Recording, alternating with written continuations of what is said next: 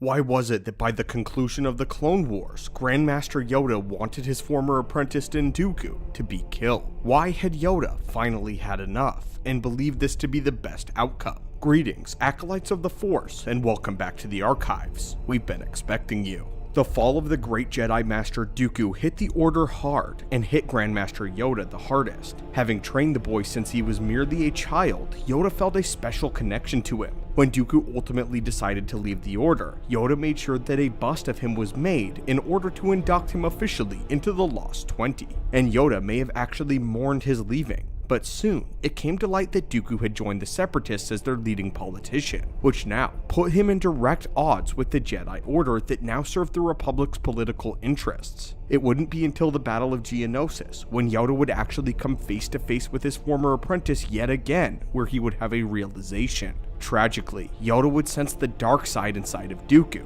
and this confirmed the old master's worst fears that he had tried to ignore. His former apprentice was now a Sith Lord, and after this moment, Dooku might as well have been dead to the Grand Master. Yoda didn't want to consider him dead emotionally, he actually wanted him dead, literally. For a wise old Jedi Master that believes in the living Force, this seems like an awfully sharp contrast. But let's dive into Yoda's psyche and his thoughts concerning Dooku, and why he thought he should be put down. The evidence we have that supports Yoda's willingness to kill Dooku largely lies within the pages of the canon novel Dark Disciple, in which the Jedi Council signs off on a literal assassination contract against Dooku. In the novel, the finest undercover Jedi they have, Quinlan Vos, is selected by the High Council to track down Ventress and learn where Dooku is hiding, along with perhaps a secret weakness of his, trying to gain information on how to finally take out the Count. During this council meeting, they all appear to be rather grim about the subject, not having wanted to actually go down this route, especially with one of their own. As Anakin would say, it's not the Jedi way. Execution isn't to be exact. But with Dooku, this wasn't just an execution, it was outright assassination. What's shocking about this moment though, is during the meeting, Yoda was not apprehensive about this idea, despite it shocking Jedi Master Quinlan Vos. Though the Jedi Master seemed dully remorseful, he didn't at all appear as though he was sorry enough to not go through with this dark plan. And from what little we know about Yoda's reaction to Dooku's death, he was of course disappointed that it had to go down this road, but was not in the least bit regretful that Dooku met an ultimate demise at the business end of a lightsaber.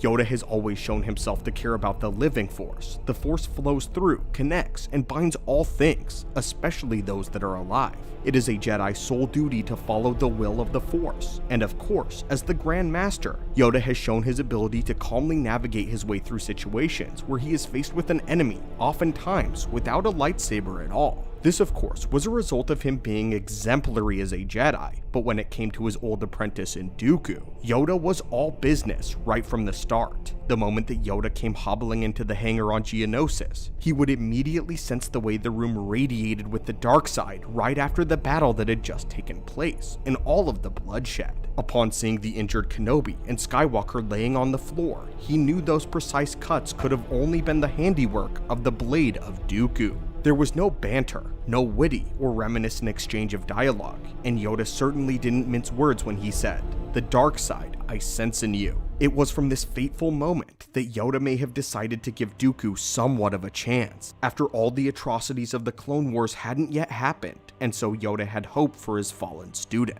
This would be until their conversation on Vajun in the Legends novel Yoda Dark Rendezvous. Here, Yoda and Dooku met once again and had a lengthy conversation about the Force and their stances within it. This would be a very important conversation, where Yoda finally gave in and showed Dooku what would happen if he were to ever embrace the dark side. During the conversation, Yoda had offered a helping hand to Dooku, expressing that it wasn't too late for him, and he was still welcome back at the Jedi Temple should he ever accept. Yoda expressed that he still cared for Dooku no matter what happened to him, and in this conversation, Yoda actually pours his heart out to Dooku and expresses the love and forgiveness that he will always find at the Grand Master's door. Though of course, Dooku rejects this offer, and it was at some point following this that the two's meeting finally devolved into a duel. My theory is that it is perhaps this moment that Yoda had finally decided that Dooku was too far gone and that he would never change. The dark side corrupts after all, and Yoda knew from repeated historical precedents that once someone starts down this dark path, Forever will it dominate their destiny. It is in this duel where Yoda decides that Dooku must die.